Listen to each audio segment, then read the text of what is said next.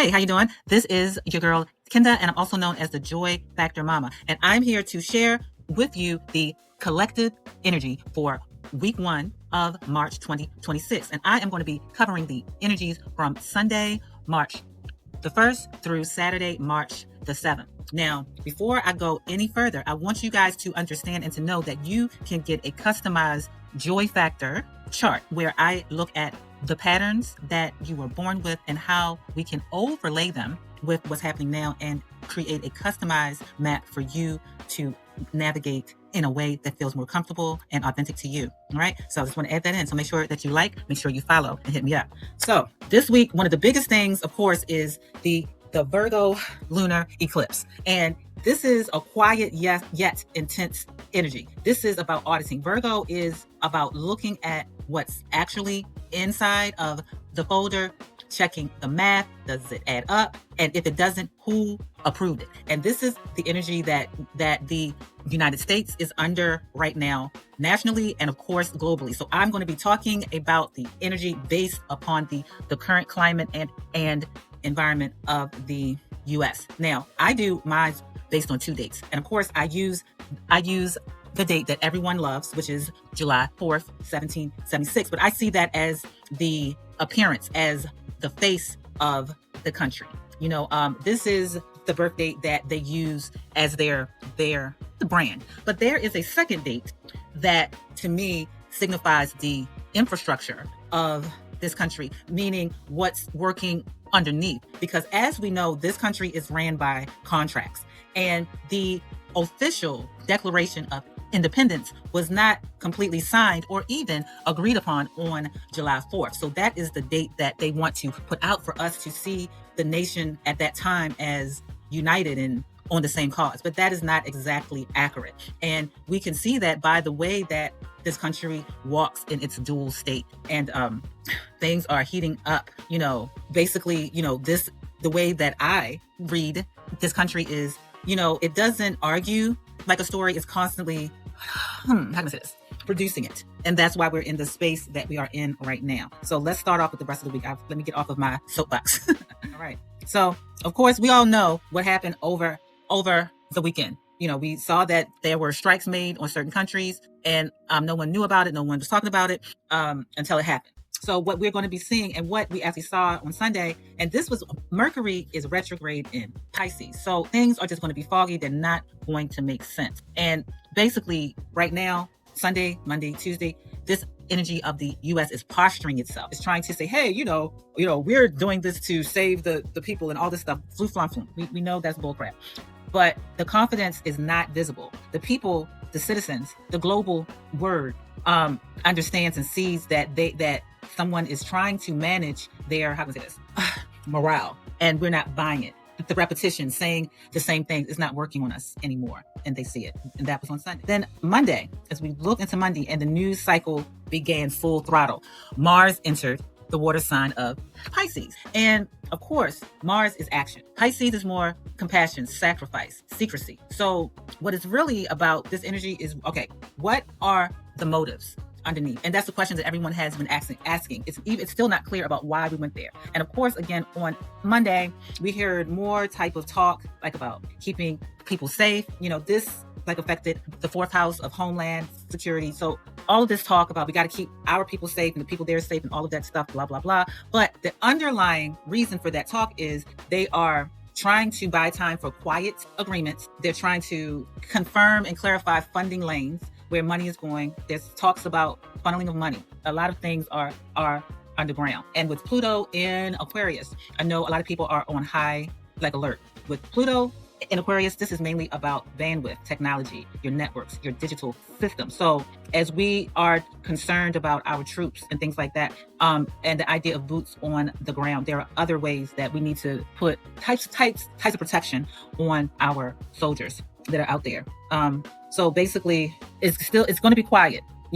Basically, we want to feel safe, and we don't feel safe because we don't know what the heck is going on. And Tuesday, we see that the words and the actions, they just don't match. Nothing makes sense, right? So then, all right, the main event, Tuesday, March the 3rd, the Great Detox. Virgo is about checking the math, checks and balances. Does this look right? Does this run right? When you have an eclipse like this is basically a turning point. Either something is getting taken away or something will be shown. When we look at the US chart, Virgo is about the systems, labor, health, supply chain. The way that the government is audited and runs their infrastructural habits. And of course, as we can see, it's very clear that things have to change. And look for something today to be what some may consider a little thing, but it becomes a headline because remember, we're Pisces sun. We also have Mercury retrograde in Pisces. We have this Virgo lunar eclipse. So there's part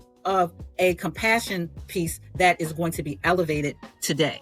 And when we look at it, at this dynamic, this eclipse is hitting the 10th house. And this is the midheaven of this country based on the July 4th date. And what that does is it talks about the reputation. And we see it, people are questioning what is going on over there, and so with that being said, we're going to see underneath all that, them trying to keep face. Everyone's asking questions. The real issue is funds are getting cut. Where is the money being moved around? Where is money decreasing?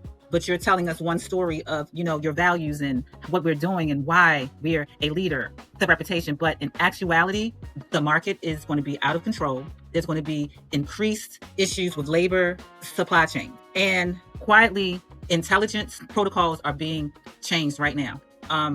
So basically this week, we're not looking for speeches or anything. We're really looking at the cuts, the money, what's going on with it, and the lack of funding for things that truly matter. And matter is for the people. And we're finally seeing that. So then when we move on to Wednesday, okay, this is where we have a Venus in Pisces that is sextiling Uranus in Taurus. Now, when we talk about sextiles, this is an opportunity. This is actually something can open up. This can be positive, but you have to use it. So tomorrow, in terms of the US, tomorrow may be a good day for diplomacy, perhaps, but it's going to be very contingent on the viability of our finances. But this is pivot energy. This is where things can shift if we have the right person in place to convey it and to manage it. So basically, Wednesday, look for the tone to be more softer, comfort, like we care. It's not what you think. We really care. But they're just doing that to calm the market.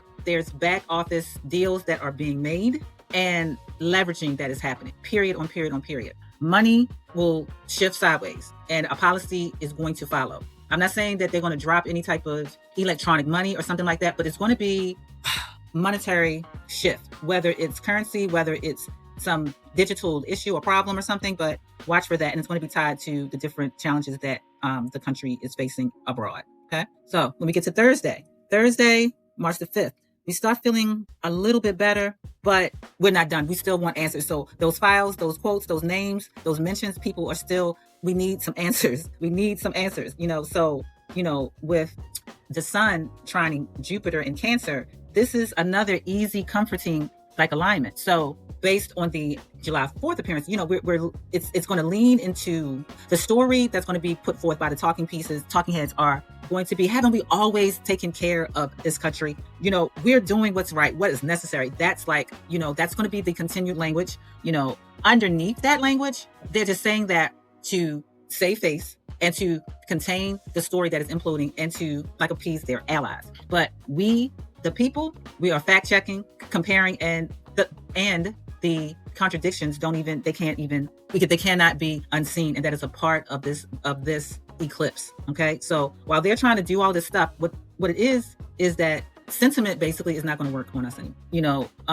Comfort, they may offer some type of appeasement, but it's not going to stop us from wanting more answers. Okay, watch out for emotional types of messages, but they're going to fall flat because it's really about strategy and maintaining the structure and the system on Thursday. So, but it's not working anymore. So when we get to Friday, we have Moon in Scorpio. Venus enters Aries. Okay, so this combination, Venus, it represents money, alliances, diplomacy, culture in terms of a national chart or a country chart. And Aries is being direct, it's fast, it's self-interest. So Friday, look for a more sharper and bolder attitude about what they're going to do and how they are going to do things. They're not going to say, let's have a hearing. They're not going to want to discuss anything. They're just going to tell you what's happening. Pretty much like how most of us woke up on last Saturday morning, but this moon in Scorpio, no, honey, no, because we know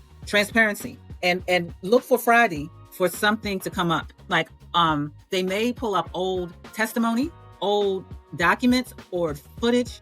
Something's going to float back up on Friday. Okay. And the people are going to be, we're not letting that go. No, ma'am, no, sir. Okay. So look for that. Then on Saturday, we have a Mercury Kazemi, and this energy is really good for speaking your affirmations if you want to. And this is a conjunction. So you are fusing together. They are coming together. Now, you have to remember, Pisces is retrograde. So as it is going into the heart of the sun, which is still in Pisces, you might get some clarity on something. You might get an answer, a statement, and admission. But remember, Pisces gets a little foggy. Pisces doesn't really see, they feel. And Mercury is retrograde in Pisces, so check the fine print. Make sure that you completely understand what is being stated or shared. Don't agree to something final unless you understand completely and totally. And if you don't understand, then wait until Mercury goes direct, especially if it is a big life-changing thing. So when we look at this in terms of the country, again, on Saturday, they're going to try to pull they're going to reframe this narrative about what happened. They might try to pull up something that is actually old. Like I said, on Friday, an old video, an old document may resurface to give context. There was something mentioned about the funding that was given to a certain country that is getting strikes on them from the US. Maybe that's going to be a part of it, but it's going to be messy because it's going to help to rewire the system. So I'm going to say, I don't really like putting out what I fully download because I just don't. It's not that safe right now in these streets. And once I get my school up and running, we can talk much more candidly in there. But the system, the way that we do things is rewiring. And no matter what the story or the narrative that they try to give, the majority of the people are no longer buying it. And that's just it. That's just it. And a statement will be given, and they're going to want us to think that that's the solution or that they solved something. They didn't solve anything. They're just changing their position for a time because we have the equinox on the 20th, and that's definitely new energy. And then in April, it's going to be another roller coaster of astrological energy. So you want to be in my school, you definitely want to get a 90-day report so you can be prepared. All right. So so basically the architecture for March is, auditing and activation. So the eclipse in February exposed a lot of things that we were not paying attention to, that we may have forgotten about. So we spent those next weeks really looking at these things, creating new habits, new ways of being with Saturn and Neptune entering Aries. And that happened all through February. We had a lot of these different shiftings of, now I see it. Now is this what I need to do? So by now you should start seeing these new habits, new ways of thinking that are creating these glimmers, not triggers, but glimmers. You're seeing glimmers now, like, okay, if I keep on doing this, I can see more of this. I can experience more of this. And that's where we are. So with the eclipse, you're now auditing and saying, wow, I've been doing these new habits. I've been thinking this new way, and I've been feeling glimmers. But now this type of thing is trying to pull me back into old behavior, old thinking. Do I really need to go there? Do I really need to do that? Probably not. And this is what this week and next week is really about, really doing the math. Because by the equinox, that is activation. Then we're going into April. And so again, make sure that you subscribe, leave a comment, just say hi, and get you a 90-day report so you can have no guesswork about what's happening. You can be in your own spiral. So I guess that's it for this week. Make sure, if you have not, check out my rising sign video that goes over every rising sign. And that's it. Have a great week. Peace.